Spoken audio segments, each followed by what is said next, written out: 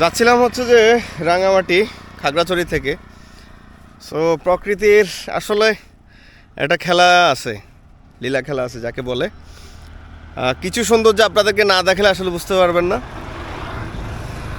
আমার সামনে একদম এই হচ্ছে যে রাস্তা, আর এই হচ্ছে যে আনারসের বাগান। মানে একটা জিনিস চিন্তা করেন, আমি কোনো কিছু ছিঁড়বো না অথবা ধরবো না, কারণ হচ্ছে যে এখন রমজানের সময়, রোজা রেখেছি আমি। এই আনারসগুলো দেখেন, এই বিস্তীর্ণ জায়গা জুড়ে হচ্ছে যে পুরা পাহাড়।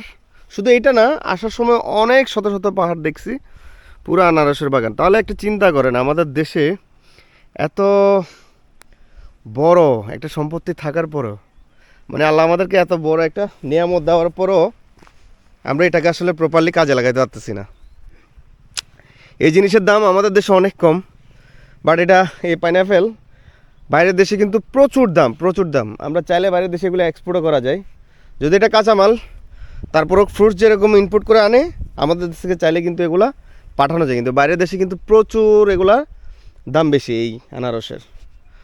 সো এটাকে আসলে প্রপারলি কাজে লাগাইতে পারতেছে না, এই আর কি। মানে একটা জিনিস আপনাকে দেখাই, মানে এই জায়গা থেকে শুরু করে এটা পুরোটাই, এই যে এগুলো পুরোটাই হচ্ছে যে আনারস, সব আনারস। এদিকে পুরো পাহাড়, ইভেন এই পাশ, মানে আমি রাস্তা দিয়ে যাচ্ছি। মানে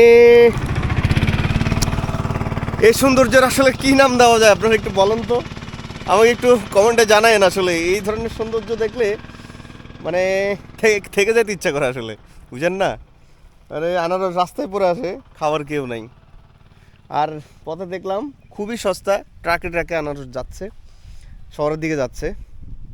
বাট আমি একটা জিনিসই বলবো, এই প্রকৃতির এই আল্লাহর নিয়ামতটা আমরা যদি একটু প্রপারলি একটু মেনটেন করতে পারি, তাহলে আমাদের দেশ আসলে অনেক সুন্দর হইতো। আমরা আসলে মানে এখনকার মানুষের যে এই দরিদ্র অবস্থা, এই জিনিসটা আসলে থাকতো না।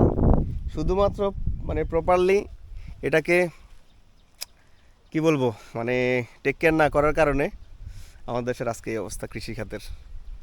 যাই হোক, চলেন এবার পথে পথে আরও অনেক যেতে কথা হবে, চলেন এবার।